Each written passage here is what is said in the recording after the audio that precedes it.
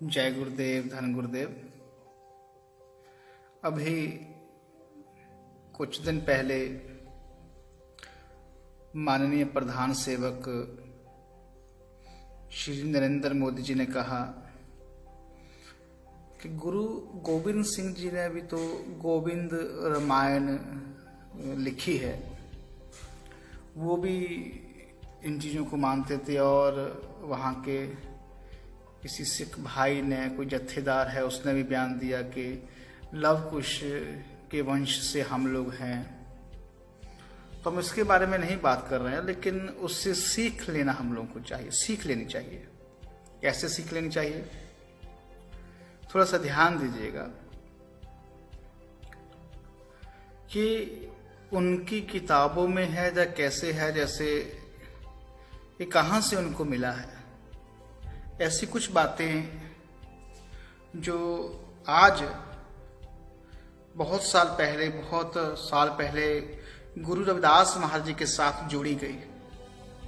बहुत सी बातें ऐसी हैं जो अंधविश्वास, पखंडवाद की जो बातें हैं, गुरुदास महाराज जी के साथ, उनकी विचारधारा के साथ उसका मिश्रण किया गया, उसको उनके साथ जबरदस्ती जोड़ा गया। क्योंकि उनकी जो वाणी है, उनका जो मार्ग है, जो भक्ति का मार्ग है, जो सत्य मार्ग है, जो धर्म का मार्ग है, जो कर्म का मार्ग वो दिए हैं महाराज जी, वो अलग है, इससे हटके है। लेकिन उस वक्त कोई संभालने वाला नहीं था, कोई पढ़ा लिखा विद्वान नहीं था गुरु महाराज जी के जाने के बाद। तो ऐसे ही बहुत सी कहानियां किससे जुड़े गए हैं, आज वो किताबों के रूप में प्रचलित हैं। चाहे वो गंगा की कहानी हो, चाहे वो बहुत सी ऐसी बातें हैं, ठीक है ना, चाहे जंजू की कहानी है जो डालते हैं, जंजू डालते हैं, जो बहुत सी कहानियां ऐसी हैं। क्योंकि गुरुदास महाराज जी की वाणी और उनमें तालमेल नहीं बैठता। जैसे गुरुदास महाराज ने कहा भक्ति के बारे में कि ऐसी भक्ति ना होए रे बाई, राम नाम बिन जो कुछ करिए सो सब भरम का हाई, भक्ति न रसदान, भक्ति न कथा ज्ञान, भक्ति न बन में गुफा खुदाई। कि ऐसी भक्ति नहीं है कि सत्य को मानना, सत्य को जानना, सत्य को धारण करना ही भक्ति है, कि वो सृष्टि के नियमों के अनुसार चलना, वो सब परम भक्ति है। कि अंधविश्वास से ऊपर उठने को, बाहर निकालने के लिए हम लोगों को पावन संदेश दिए। और महाराज जी ने बहुत सी बातें ऐसी कही, ऐसे उनसे सीधा बोला कि सतयुग सत्यता जग की द्वापर पूजा चार, तीनों जुग तीनों तेरे कल केवल नाम आधार, पार कैसे पाए बोरे मोह को कहे न कहे समझाए, जाते आवागमन बिलाए। कि सतयुग में सब था। वो पूछते हैं कि हे पांडे, कि सतयुग में तू बोल रहा है कि सतयुग में सतयुग था, त्रेता में तू जग था, द्वापर में पूजा कह रहा, तो अब तू कह रहा है कलयुग में तू के नाम सिमरन कर, नाम जप, उसी से तेरा उतार अगर। लेकिन कौन सा नाम जप, कौन सा ऐसा नाम है? गुरुदास महाराज जी उनसे प्रश्न कर रहे हैं कि बहु विधि धर्म निरूपिय करता दिसे सब लोए, कौन कर्म तय छूटिए जे सादे सब सिद्ध होए। कि कौन सी विधि है? तेरे धर्म में तो हजारों विधियां हैं, तू निरंतर कर रहा है, हजारों साल से कर रहा है, लेकिन तेरे में अंतर नहीं है, तेरे में कोई अंतर नहीं, कोई प्रभाव नहीं है। जो जप रहे हैं, हजारों साल से जप रहे हैं, कोई प्रभाव नहीं। तू बता कि कौन सी विधियों को बताया है तू कि विधि को करने से सिद्ध हो जाएगा। महाराज जी ने प्रश्न किया। महाराज जी ये बातें प्रश्न किए हैं। महाराज जी उन्होंने ये भी बात कहा कि रविदास ब्राह्मण मत पूजिए जो होवे गुणहीन, पूजिए चरण चंडाल के जो होवे गुण प्रवीण। कि ऐसे ब्राह्मण कोई भी हो, ब्राह्मण मतलब ये नहीं, महाराज जी ने उदाहरण दिया है, ब्राह्मण को मतलब जो नीच कर्म कर रहा है और उसको हम जबरदस्ती वो महान बन के बैठा हुआ है, उसको नहीं मानना चाहिए। महाराज ने सच के साथ चलने का उपदेश दिया, सच के साथ चलो, सच्चाई का रास्ता लो। महाराज ने बोला कि कर्म ही धर्म है। महाराज ने बोला कि कर्म जो महाराज ने हम लोग को उपदेश दिया कि भाई अपना कर्म करो, अपने परिवार का देखो, अपने परिवार को देखो, उनको बच्चों को पढ़ाओ लिखाओ, समाज की सेवा करो, तो उनको जो अपनी बुराइयों को त्याग के अच्छाइयों की तरफ जाओ, यही कर्म है।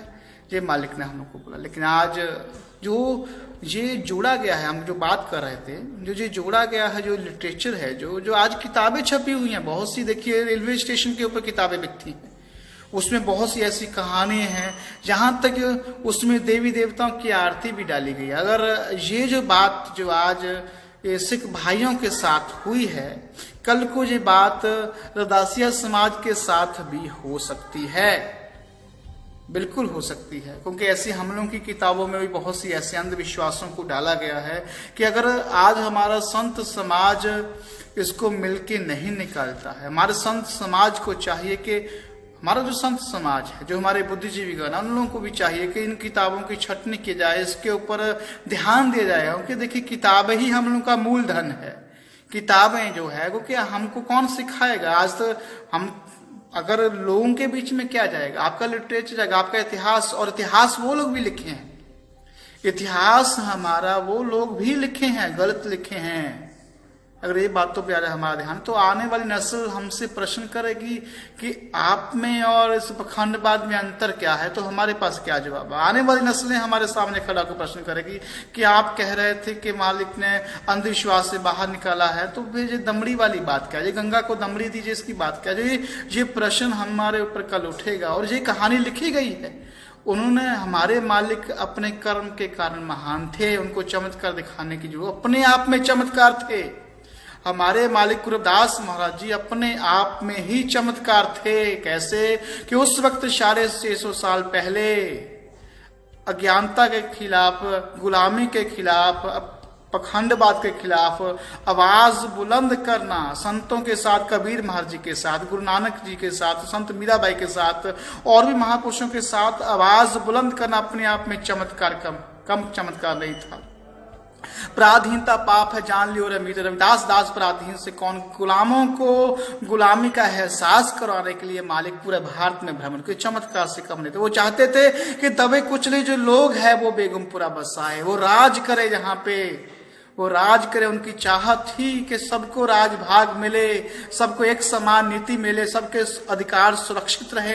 जय गुरुदास महाराज जी की नीतियों में तो उनकी वाणी, उनके विचार ये इसकी ओर इशारा करते। लेकिन आज आज किताबों के माध्यम से, बहुत से उनसे माध्यम से उनकी वाणी के साथ खिलवाड़ किया गया। देखिए कि इंसान जो महामानव है, उनका असली हथियार उनके विचार है। असली हथियार जो है वो उनके सहारे ही लड़ाई लड़ी जाती है। आज उनके हथियारों के साथ अगर मिलावट करता है तो मेरे भाइयों उनके बारे में हम लोगों को सोचना पड़ेगा कि कौन सी किताब सही है, कौन सी किताब नहीं सही है। इसके बारे में हम लोगों को बात करनी चाहिए।